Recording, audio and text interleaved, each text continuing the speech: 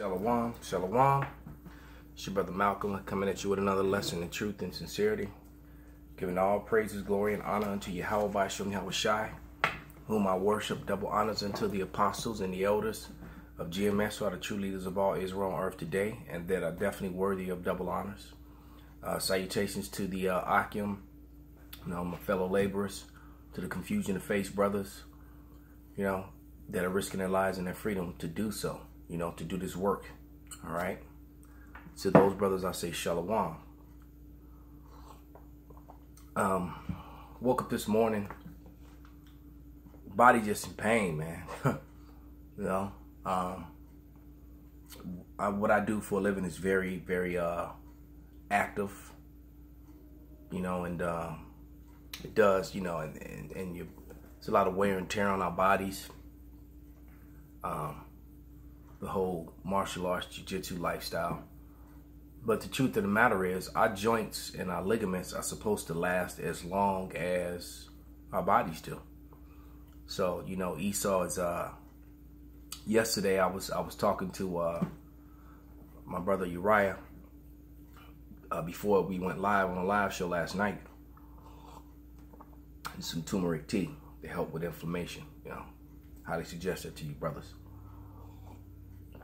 But before we went live on a live show, we were just talking about the amount of chemtrails that was in the skies yesterday, and it was crazy. It's like they're going even harder with it. And I'm listening to people, both women and men, people who are younger than I, and they're complaining about their elbows, their knees, their ankles, their shoulders. It's just like people are walking around living in pain.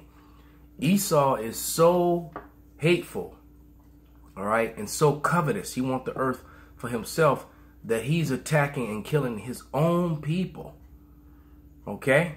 His own people. I don't know what he was putting in the water, but, it backfired. All of a sudden, you had all these middle-aged women. I think it started in Ohio, if I'm not mistaken. These middle-aged Edomite women started dropping like flies. No, it was actually out east. I think it was in New Jersey. And it spread, He's putting so much chemicals and so much craziness into the food, the water supply, that he's actually killing people, man. And it's destroying, breaking down our bodies. There was some really bad colds that went around about 2-3 weeks ago, and most people got over it, and then they caught it again. It's like you hit them twice, man. I heard of there's some new strain of gonorrhea that's going around, that penicillin doesn't do anything for, man. It's resistance to penicillin. So, you jakes out there, man. Hey, you don't really need to be laying with a whole bunch of different women, man. You don't. And then if you are going to do that, don't be stupid, Protect yourself, But, let's get into some scriptures, man, because what we're looking for is a new heaven and a new kingdom, man. All right. And the Lord is going to give us exactly that. He's not a man that he should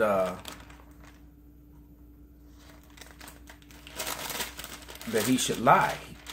He's going to do exactly what he promised. But let's go to my first scriptures is Acts. Let's go to the book of Acts, the first chapter, and verse 6. Okay? And it reads, "And when therefore they were come together," and they is the disciples, "they asked him, saying, Lord, wilt thou at this time restore again the kingdom of Israel?" All right, because that's what they wanted, man. They wanted the kingdom, and they wanted it right then and there.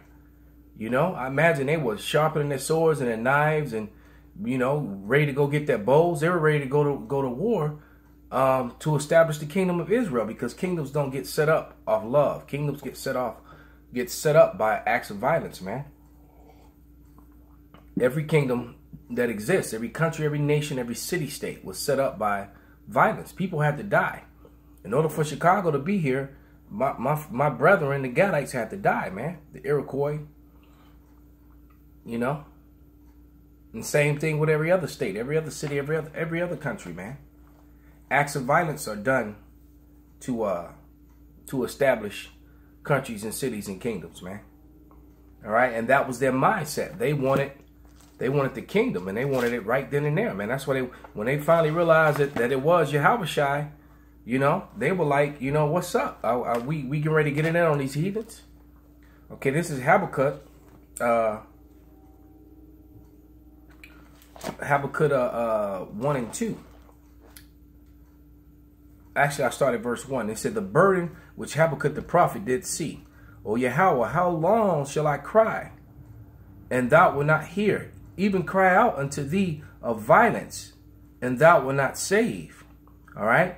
Because Jake is to a boiling point, man. It's getting, our bodies are breaking down. The jobs are running out. Money is running out, you know. Esau is making life just so difficult for even his own people, man. The average American citizen is doing really bad right now. A lot of people are having a really tough time paying their bills and staying on top. Most people are living paycheck to paycheck, and most people are you know, what is it? It is a shorter period of time. I forget. I haven't done the research, but I know it was. You know, in the past times, it was in years past, it was 6 months away from being homeless, and I think now it's like 3 paychecks now.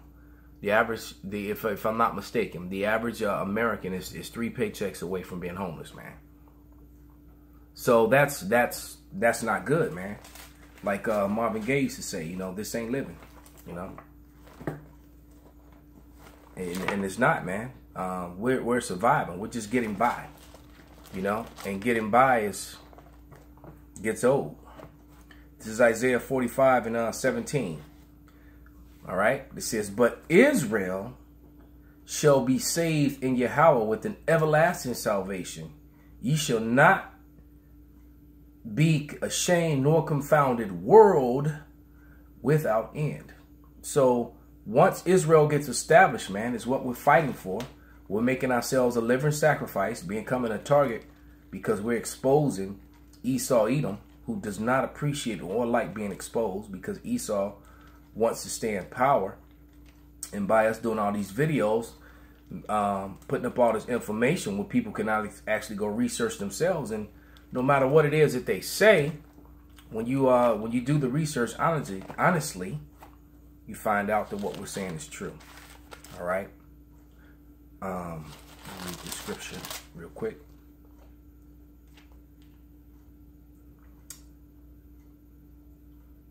Yeah, this is Hebrews 11 and 3. Through faith, we understand that the worlds, all right, were framed by the word of power, so that things which are seen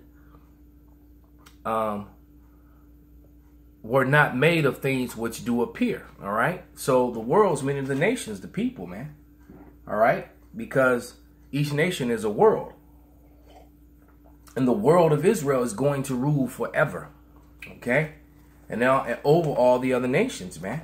But the good thing about it is that all the other nations life is gonna be good when the Israelites you know, well, after the punishment period is up, because all the nations have to pay for what they've done. But after that time, after they paid their debt to society, the way Esau likes to say, you know, everything's gonna be good. They're gonna get to go back to their lands, have plenty, no more sickness, no more hunger, no more pain, as long as they keep the law, statutes, and commandments. You know, men are gonna rule over their households. Women are gonna be in order. You know, there's gonna be no sickness, no more wars. You know, you're gonna have your own plot of land. You're gonna be able to take care of yourself, take care of your family. Life is gonna be good, man. It's true, and there truly will be peace on earth, man. Okay, you know. Next scripture is good Let's go to Ephesians.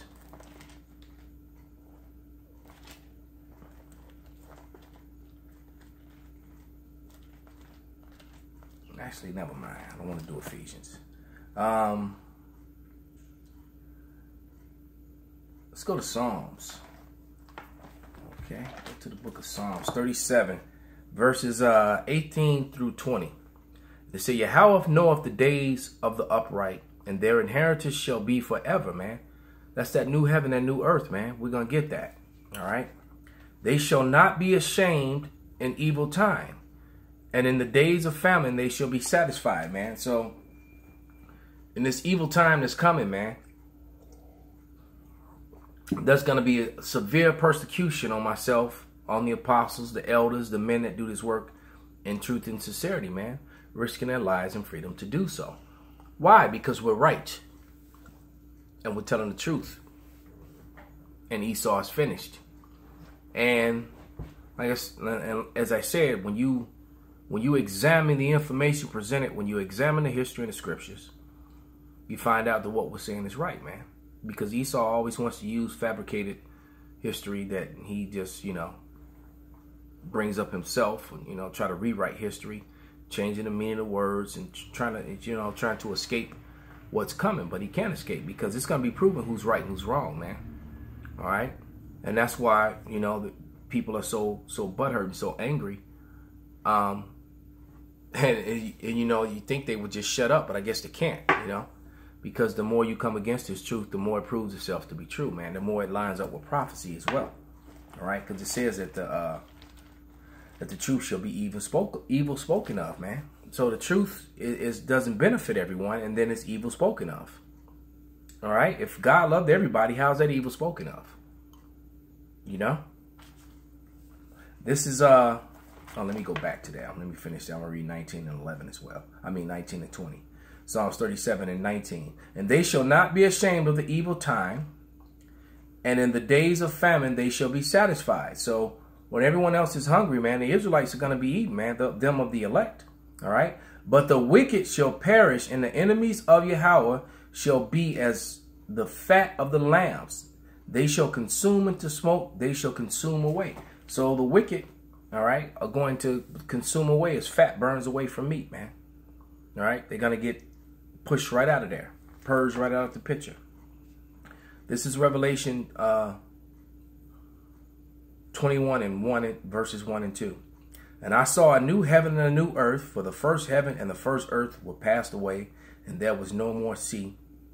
And I, John, saw the holy city, the new Jerusalem, all right, which the new covenant is given to the new Jerusalem, by the way. All right, not all people. And I, John, saw the holy city, New Jerusalem, coming down from power out of heaven, prepared as a bride adorned for her husband. And why? They coming down out of the chariots, man. As the slaves used to sing. Swing low, sweet chariot, man. All right, oral tradition. Kumbaya. Kumbaya, my lord. When you do the research, you find out that it's Hebrew. They even show you that in the movie Amistad. The little girls on the ship were doing a patty cake thing, and they were singing, they were saying Yahweh, Yahweh, Yahweh. Why would a bunch of slaves be singing Yahweh, Yahweh, Yahweh? The manifest on many of the ships of the slaves, they had many of them, the majority of them had Hebrew names, man. Okay? And most of the ships that brought the Southern Kingdom here to the Americas were owned by Jewish ship owners, man. All right? Hey, so it is what it is, man. All right? So with that, I hope this was an edifying and uplifting lesson. All praises, glory, and honor be unto Yahweh Bashim Yahushai and Shalom.